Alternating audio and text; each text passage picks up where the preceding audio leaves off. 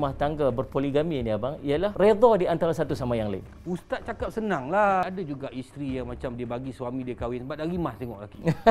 Sepatutnya perkahwinan dia ada mawaddah, rahmah, sakinah. Niat kerana Allah Subhanahu Wa Taala. Jangan niat yang lain. Duit pun tak cukup ustaz tapi nak kahwin lain. Cerita dalam syurga bukan cerita payung emas.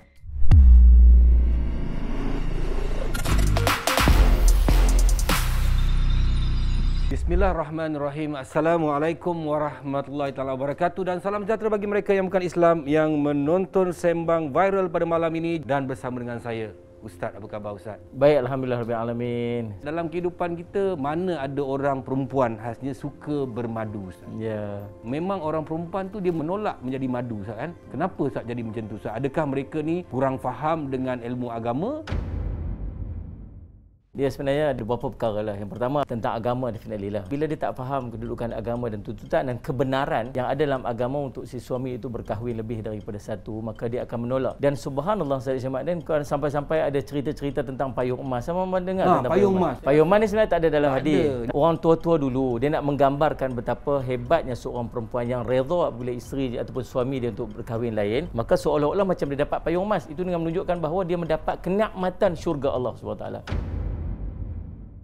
Kalau tak relate dengan payung emas, Nabi SAW sebut tentang keredaan seorang wanita atas suami dia, maka baginya syurga. Dia akan dapat syurga Allah. Cerita dalam syurga bukan cerita payung emas. Segala nikmat yang dia akan dapat dalam syurga tu dia akan dapat apabila suami dia redha dekat dia. Bila seorang perempuan pergi jumpa dengan Nabi SAW, dia kata hebat orang lelaki-lelaki boleh pergi berperang, boleh pergi iring jenazah, boleh buat semua benda yang boleh masukkan mereka dalam syurga. Kami orang perempuan dapat apa? Apa yang kami boleh buat? Nabi kata kamu taat pada Allah, taat pada Rasul, taat pada suami, maka untukmu syurga. Simple macam tu saja. Maka subhanallah Sayyid, kalau nak cerita payung emas, itu satu gambaran yang mungkin nak diceritakan oleh ulama ataupun orang tua-tua terdahulu, bahawa orang yang redha atau mendapat redha suami, dia redha atas perbuatan suami selagi suaminya itu tak melakukan perkara yang melanggar daripada syarak, maka subhanallah dia akan mendapat kenikmatan-kenikmatan yang diumpamakan sebagai payung emas, iaitu syurga Allah Subhanahu Wa Taala. Tapi kalau bagi bermadu tapi tak ikhlas. Kita nak ambil takat mana sebenarnya? Apa yang kita nak? Kalau orang tanya dekat kita, orang tanya dekat saya kadang-kadang kan, apa tips nak kahwin dua, nak kahwin lebih lah. Saya kata satu aja bang, bagi tahu dekat isteri pertama. Paling tidak dia tahu. Dia setuju ke dia tak setuju ke, macam dia sebut tu, redha ke tak redha ke, dia kata abang kalau nak kahwin, abang kahwin lah. Ikhlas kita ikhlas, kita tak tahu. Tapi pada mulutnya kita tahu bahawa dia tahu bahawa kita akan berkahwin lagi satu. Kalau kita sembunyikan perkahwinan, macam mana kita nak berlaku adil? Dalam agama ni, dalam perkahwinan ini, saya ada beberapa perkara yang dia kena buat seorang suami itu. Yang pertama, dia kena berlaku adil. Dia kena adil dari segi giliran. Ini wajib. Orang ni sehari, orang ni pun sehari lah. Kalau ini tak boleh ni lebih 2 hari, kalau ni sehari tak boleh. Wajib berlaku adil dari segi giliran. Yang kedua, nafkah. Dia kena sediakan tempat tinggal, kena sediakan makan sebagainya dalam bentuk yang adil. Bukan bentuk sama rata. Sama rata tu beza bang. Kalau anak dia ni 3 orang, anak dia seorang, dia bagi rumah kau ni sama besar, jadi tak adil. Sebab dia ni perlukan kepada 3 bilik sebab 3 anak kan. Isteri dia ni dia suka makan, dia kata disebabkan adil saya bagi dua-dua makan ikan siakap 1,700 harga dia kan. Jadi jadi Ustaz Syamad kata padahal isteri yang seorang ni dia tak makan siakap. Dia tak boleh makan siakap, allergic dengan dia. Maka bukan itu konsep adil dia. Adil itu maksudnya meletakkan sesuatu sesuai pada tempat dia. Maka dia mesti berlaku adil dari segi giliran dan berlaku adil dari segi nafkah yang dia perlu bagi. Kalau dia menyembunyikan perkahwinan tersebut, si isteri tak tahu macam mana dia nak berlaku adil, sampai bila dia nak berbohong. Kalau bermadu ni kan dah banyak sangat, jadi nak atur sana, nak atur sini, nak atur sini.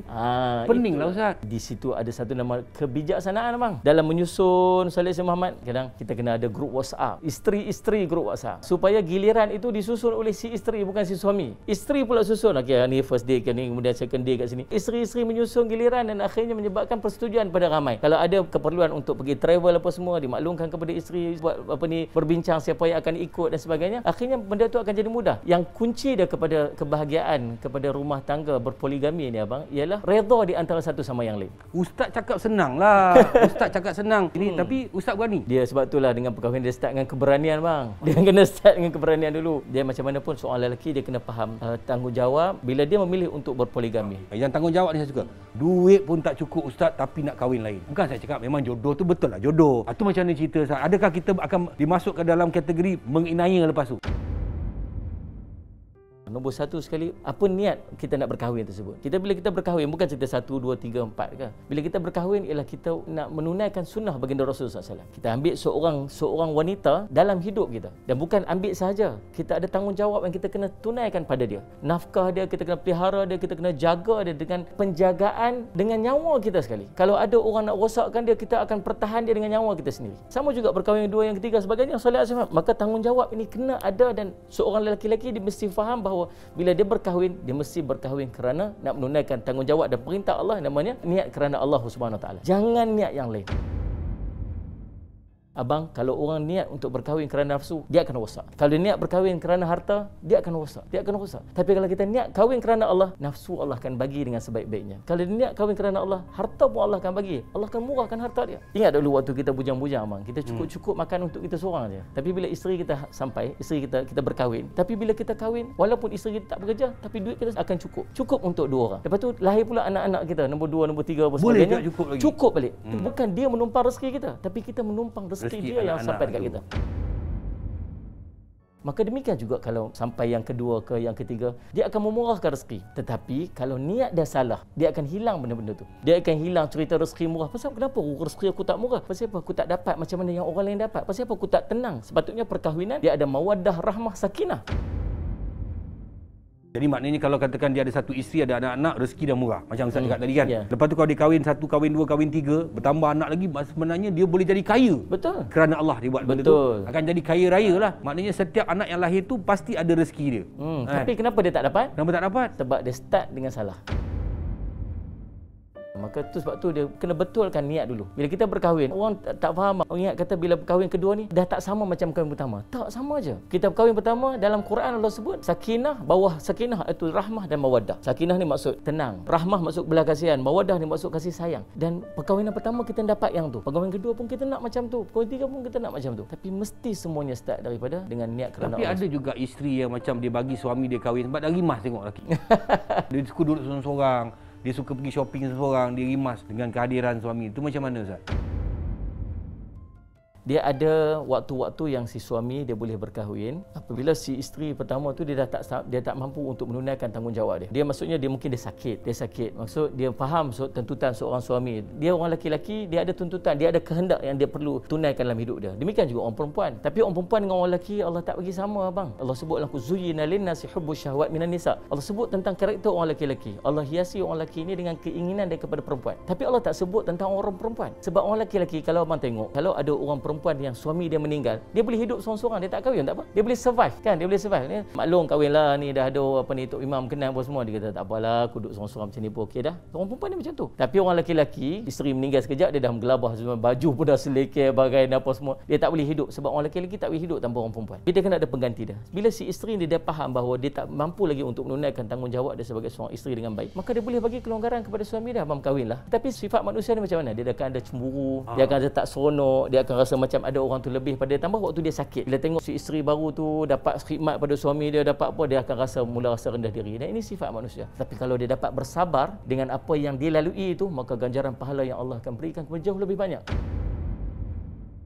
Nabi SAW sebut orang yang diuji dia dengan ketidaktenangan, rasa kesempitan, Allah uji dia hatta tertusuk satu duri saja, maka Allah akan mengampunkan dosa dia. Maka semua kalau dia dapat bersabar dengan keadaan demikian, dia akan dapat ganjaran pahala yang lebih daripada payung emas dia akan dapat. Kenapa orang lelaki boleh bermadu, orang perempuan tak boleh bermadu? Dia ialah hukum Allah lah, saya faham. Tapi mungkin Ustaz boleh kongsi sikit kan, apa sebab dia, kenapa kejadian tu jadi macam tu? Dalam maqasid syar'iyah, dalam maqasid ada lima perkara yang kita kena jaga. Yang pertama agama, yang kedua hifzun nafs, nyawa, yang ketiga akal, yang keempat harta, dan yang kelima keturunan. Keturunan ini dia kena jaga. Bayangkan abang kalau dia lahir anak, dia tak tahu bapa mana satu. Dia tak tahu. Ini keturunan siapa ni? Ayah ni ke ayah ni? Dalam agama dia ada satu perkara yang sangat dituntut untuk dijaga, iaitu keturunan. Sebab tu Islam melarang perzinaan. Sebab tu bila seorang perempuan dia berkahwin, kemudian suaminya meninggal dunia, dia ada waktu dia panggil iddah. Iddah ni tujuan dia adalah untuk mengosongkan rahim. Sebab rahim tu tak ada siapa-siapa yang ada. Waktu tu rahim tu akan jadi kosong dan untuk bersedia untuk masuk kepada salih alaihi Muhammad, suami yang baru. Sebab dia tak mau ada percampur adukan di antara zuriat keturunan.